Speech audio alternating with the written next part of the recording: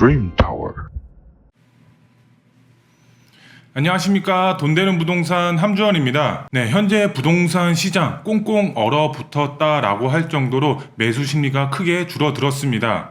금리 인상과 다양한 규제 정책이 더해지면서 매수 심리가 그만큼 줄어들었고 거래량 자체가 크게 줄어들었습니다. 그로 인해서 가격 자체가 계속적으로 하락폭을 유지를 하고 있습니다. 그렇다면 가장 중요한 이 하락폭이 언제까지 유지가 될지 오늘 부동산 전망에 대해서 알아보는 시간 갖도록 하겠습니다.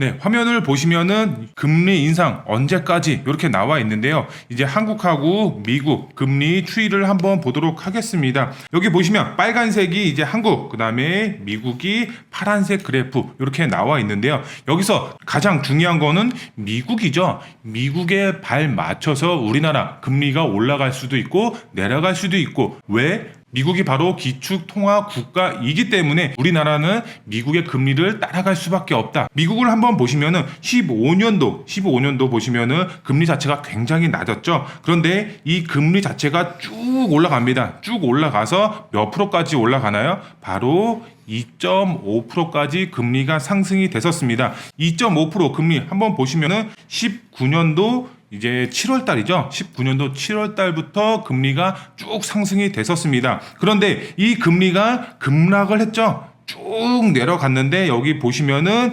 20년 3월 달까지 이렇게 금리가 이제 쭉 빠졌다. 그런데 여기 보시면은 기간입니다. 기간 자체를 한번 보시게 되면은 금리가 올라갔던 시기는 이렇게 천천히 올라갔지만 금리가 내리는 시기를 보시면은 19년도 7월 달부터 20년 3월 달까지 약 8개월, 1년이 안 되는 기간 안에 얼마가 빠졌죠? 0.25%까지 빠졌습니다. 그런데 이 기간 자체를 또 한번 보시게 되면은 22년도까지 이 기간 자체가 유지가 됐다가 요번에 인플레이션으로 인해서 금리 자체를 미국이 계속적으로 팍팍 올리고 있죠. 몇 프로까지 올렸나요? 바로 2.5%까지 지금 금리가 인상이 됐습니다. 그거에 발 맞춰서 우리나라도 금리가 계속적으로 올라가고 있죠. 지금 몇 프로죠? 미국 금리와 동일하죠. 지금 여기는 2.25%까지 나와 있지만 지금 8월 달에 0.25%가 또 올라서 바로 2.5까지 미국 금리와 현재 동일하다. 그런데 미국 금리보다 우리나라 금리가 더 높아야겠죠. 그렇기 때문에 지금 금리를 올해 더 올릴 수가 있다. 여기서 가장 중요한 점은 무엇이냐? 지금 2.5까지 금리가 올라갔지만 요렇게 19년도 그래프를 한번 보시면 빠지는 금리가 하락이 되는 시기를 보시면은 1년이 안 되는 8개월 만에 0.25%까지 빠졌던 시기가 있습니다. 1년 안에 금리가 다시 내려갈 수도 있다. 그러면 이게 몇 년도? 바로 23년 안에 우리가 금리가 다시 내려갈 수도 있다. 우리나라 자체에서 금리를 내릴 수는 없겠죠. 미국이 금리를 내려야지 우리나라도 거기에 발맞춰서 금리를 내릴 수가 있겠죠. 그러면 미국 금리 내릴 수가 있는지 한번 보도록 하겠습니다.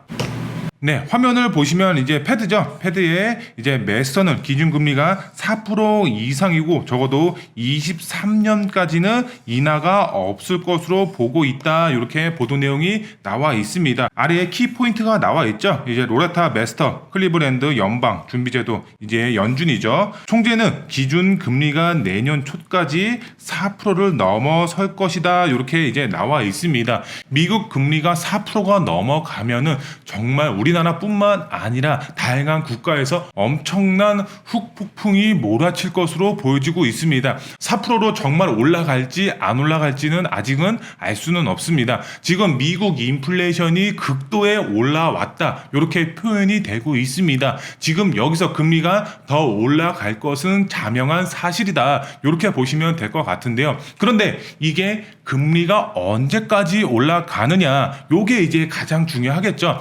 23년도까지 계속 금리를 올릴지 아니면 23년도에 금리를 내릴지 아직은 알 수는 없습니다. 그런데 지금 전 세계적으로 봤을 때 지금 10년 안팎으로 금리가 3% 이상 올라간 적이 있나요?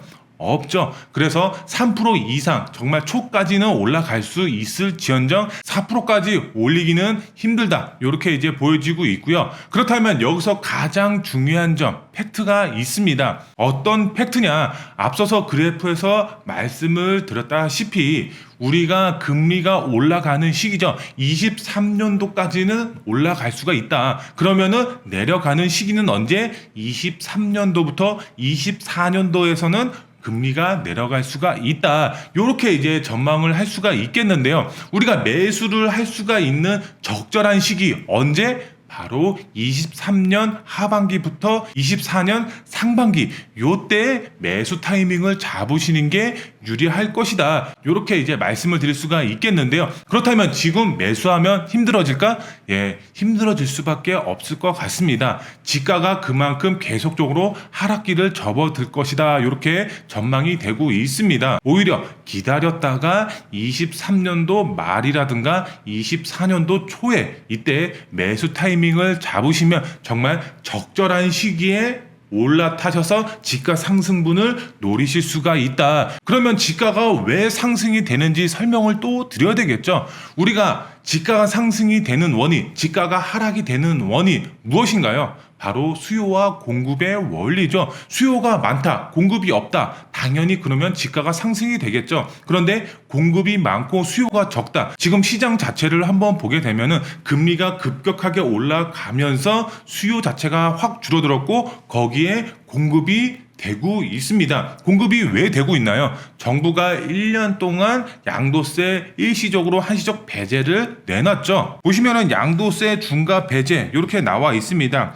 여기 보시면은 다주택자 양도세 중과 1년간 한시적 배제 이렇게 나와 있는데 현행 이제 과거죠. 지금은 1년 동안 한시적 배제가 현재 유지가 되고 있죠. 과거를 한번 보게 되면은 조정 대상 지역 내에서 양도주택 양도할 때 중과세율 적용 및 장기 보유 특별 공제 배제 세율 자체를 보시면은 기본 세율 플러스에서 2주택일 때는 20% 또는 3주택일 때는 30%의 중과가 됐었습니다. 하지만 요게 개정이 됐을 때 어떻게 2년 보유 이상이 조정 대상 지역 주택을 2022년도 5월 10일이죠. 요번 연도 5월 10일부터 23년 5월 9일까지 양도할 때는 기본 세율 및 장기 보유 특별 공제 적용을 받을 수가 있다. 그러면은 여기서 나오죠. 내가 주택이 다주택자인 분들이 2주택이나 아니 3주택 뭐 100채, 200채, 300채 이신 분들이 여기서 주택을 팔았을 때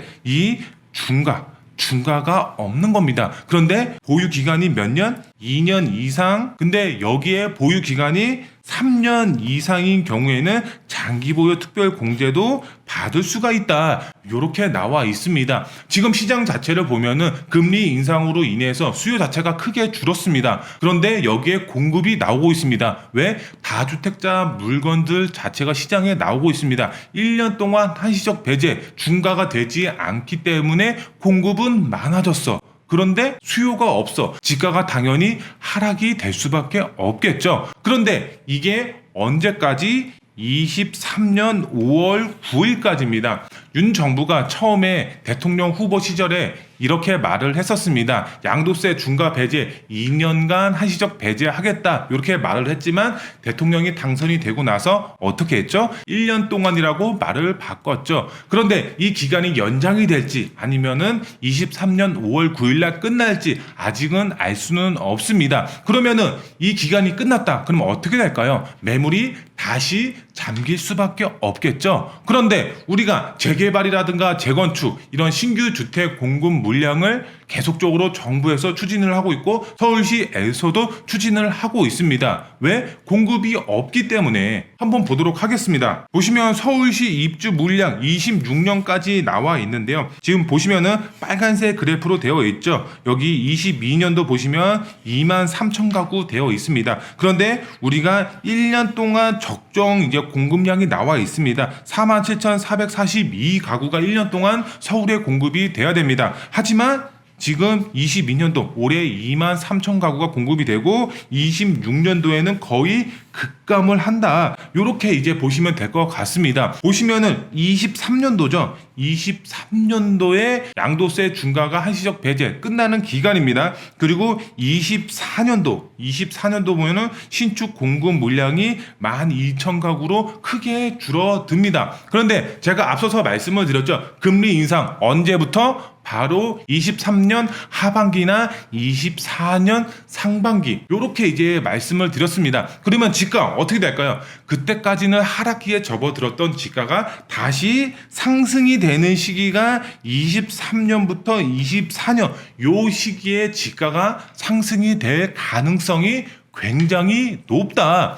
금리를 계속적으로 올릴 수는 없습니다. 금리를 내릴 수밖에 없습니다. 그렇기 때문에 금리가 내려가는 시기와 발맞춰서 우리나라 공급량이 부족해지는 시기가 바로 23년, 24년 요 시기다. 근데 공급 물량은 어때? 계속적으로 줄어듭니다. 계속적으로 줄어들고 양도세 중과 배제도 없습니다. 공급이 없어. 그러면은 재건축과 재개발 장기적으로 접근할 수밖에 없습니다. 이 물량 자체가 1년, 2년, 3년 안에 매물이 나오는 게 아니죠.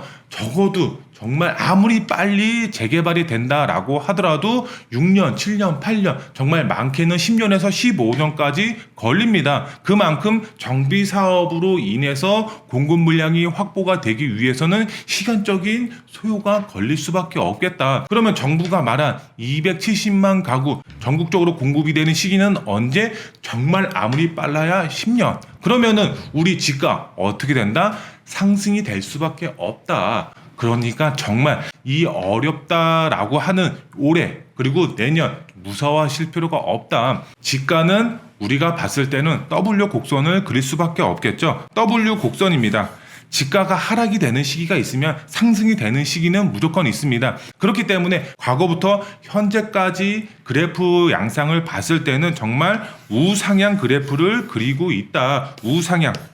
그렇기 때문에 지금 현재를 무서워하기보다는 금리가 하락이 되는 시점과 그 다음에 공급 물량이 부족해지는 이 시기에 매수 타이밍을 잡으시는 게 훨씬 더 유리하다. 이렇게 말씀을 드릴 수가 있겠습니다.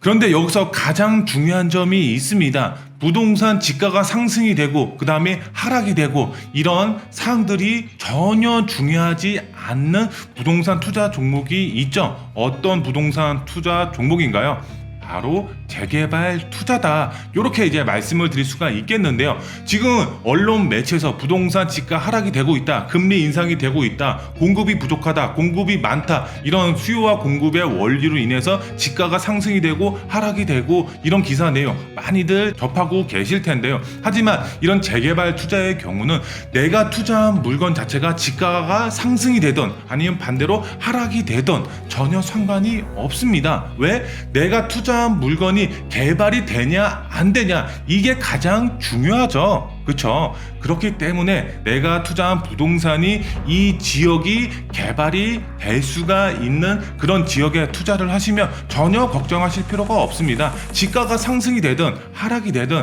일희일비 하실 필요가 없이 정말 핵심 개발 지역에 투자를 하시면 된다. 그런데 여기서 중요한 점, 어디에 투자를 해야 될지 모르시는 분들 있죠. 그런 분들의 경우는 저희 사무실에 언제든지 전화 주시면 저희가 친절하게 상담 도와드리도록 하겠습니다. 네, 오늘 영상 마음에 드셨으면 구독 버튼, 좋아요 버튼, 알림 설정 버튼 꼭 부탁드리겠습니다. 다음 영상에 더 알찬 정보로 찾아뵙도록 하겠습니다. 감사합니다.